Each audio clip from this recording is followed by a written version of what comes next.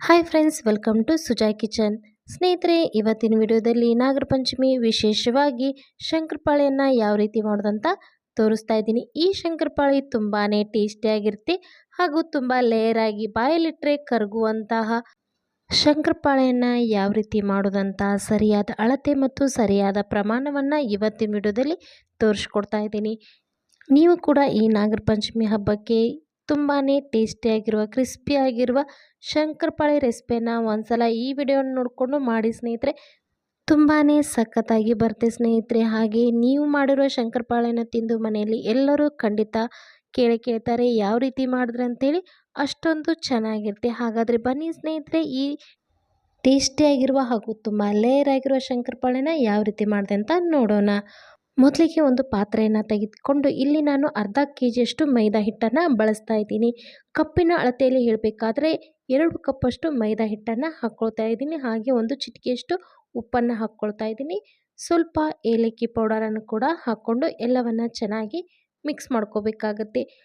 ನಾನಿಲ್ಲಿ ಯಾವ ಕಪ್ನಲ್ಲಿ ಹಿಟ್ಟನ್ನು ತೆಗೆದುಕೊಂಡಿದ್ದೀನೋ ಆ ಕಪ್ಪಿನ ಅಳತೆ ಪ್ರಮಾಣದಲ್ಲಿ ಅರ್ಧ ಕಪ್ಪಷ್ಟು ತುಪ್ಪವನ್ನು ಬಿಸಿ ಮಾಡಿ ಹಾಕ್ಕೊಳ್ತಾ ಇದ್ದೀನಿ. ಸುಮಾರು ಇದು ಒಂದು 150 ಗ್ರಾಮ್ದಷ್ಟು ತುಪ್ಪ ಇದೆ ಸ್ನೇಹಿತರೆ.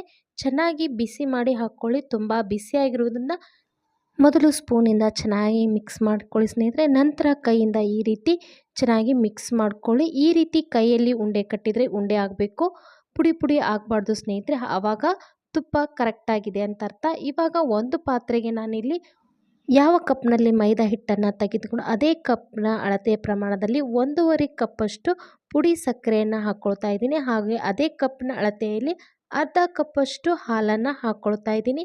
ಎಲ್ಲವನ್ನು ಚೆನ್ನಾಗಿ ಮಿಕ್ಸ್ ಮಾಡ್ಕೊಳ್ಳಿ. ಸುಮಾರು ಇಲ್ಲಿ ನಾನು 300 ಗ್ರಾಮಷ್ಟು ಸಕ್ಕರೆಯನ್ನು ಬಳಸಿದ್ದೀನಿ ಸ್ನೇಹಿತರೆ.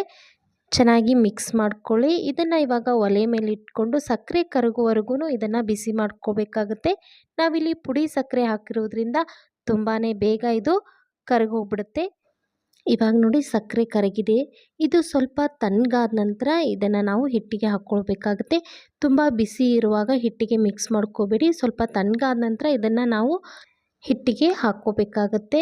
ಇವಾಗ ಹಿಟ್ಟನ್ನು ನಾವು ಸರಿಯಾಗಿ ನಾದ್ಕೋಬೇಕಾಗುತ್ತೆ. ಚಪಾತಿ ಹಿಟ್ಟಿನ ಹದದಲ್ಲಿ ಹಿಟ್ಟನ್ನು ಕಲಿಸ್ಕೋಬೇಕು. ತುಂಬ ತೆಳುವೂ ಬೇಡ ಸ್ನೇಹಿತರೆ, ಹಾಗೆ ತುಂಬ ಗಟ್ಟಿ ಕೂಡ ಹಿಟ್ಟನ್ನು ನಾದ್ಕೋಬೇಡಿ. ಆದಷ್ಟು ಹಿಟ್ಟು ಮೀಡಿಯಮ್ ಸಾಫ್ಟ್ ಆಗಿದ್ದರೆ ಸಾಕು. ಇವಾಗ ನಾವು ಹಾಲು ಮತ್ತು ಸಕ್ಕರೆ ಮಿಶ್ರಣ ಇನ್ನೊಂದು ಸ್ವಲ್ಪ ಉಳಿದಿತ್ತಲ್ಲ ಅದನ್ನು ಕೂಡ ಇವಾಗ ಮಿಕ್ಸ್ ಮಾಡ್ಕೊಳ್ತಾ ಇದ್ದೀನಿ. ಎಲ್ಲವನ್ನು ಚೆನ್ನಾಗಿ ಮಿಕ್ಸ್ ಮಾಡಿಕೊಂಡು ಹಿಟ್ಟನ್ನು ಚೆನ್ನಾಗಿ ನಾದ್ಕೊಳ್ಳಿ. ಇವಾಗ ಮೀಡಿಯಮ್ ಸಾಫ್ಟಾಗಿರುವ ಹಿಟ್ಟನ್ನು ನಾನು ರೆಡಿ ಮಾಡ್ಕೊಂಡಿದ್ದೀನಿ. ಇದನ್ನು ಸುಮಾರು ಒಂದು 15 ನಿಮಿಷ ರೆಸ್ಟ್ ಮಾಡಲಿಕ್ಕೆ ಬಿಡಿ ಸ್ನೇಹಿತರೆ. ಹಿಟ್ಟು ಚೆನ್ನಾಗಿ ನೆಂದರೆ ಶಂಕರಪಾಳಿ ಚೆನ್ನಾಗಿ ಬರುತ್ತೆ.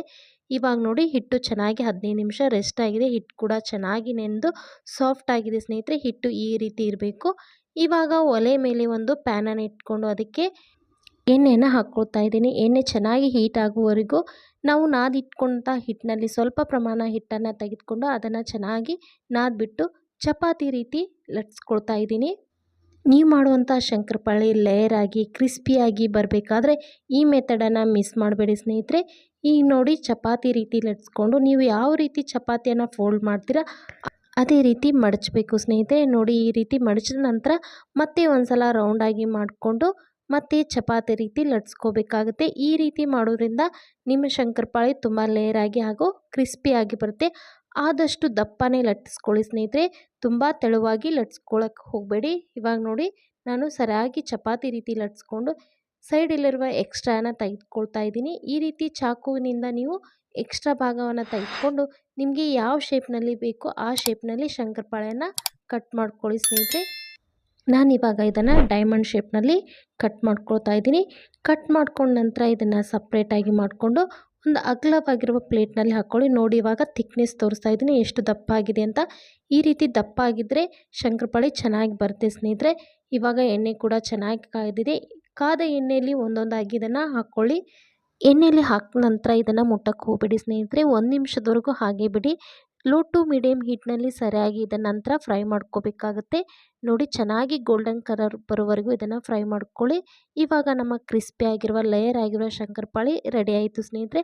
ಈ ರೆಸಿಪಿ ಇಷ್ಟ ಆದಲ್ಲಿ ಪ್ಲೀಸ್ ಒಂದು ಲೈಕ್ ಮಾಡಿ. ಹಾಗೆ ನನ್ನ ಚಾನಲ್ನ ಇನ್ನೂವರೆಗೂ ಯಾರೂ ಸಬ್ಸ್ಕ್ರೈಬ್ ಮಾಡ್ಕೊಂಡಿಲ್ಲ ಪ್ಲೀಸ್ ಸಬ್ಸ್ಕ್ರೈಬ್ ಮಾಡ್ಕೊಳ್ಳಿ, ಹಾಗೆ ನಿಮ್ಮ ಫ್ರೆಂಡ್ಸ್ ಆ್ಯಂಡ್ ಫ್ಯಾಮಿಲಿ ಜೊತೆ ಶೇರ್ ಮಾಡಿ.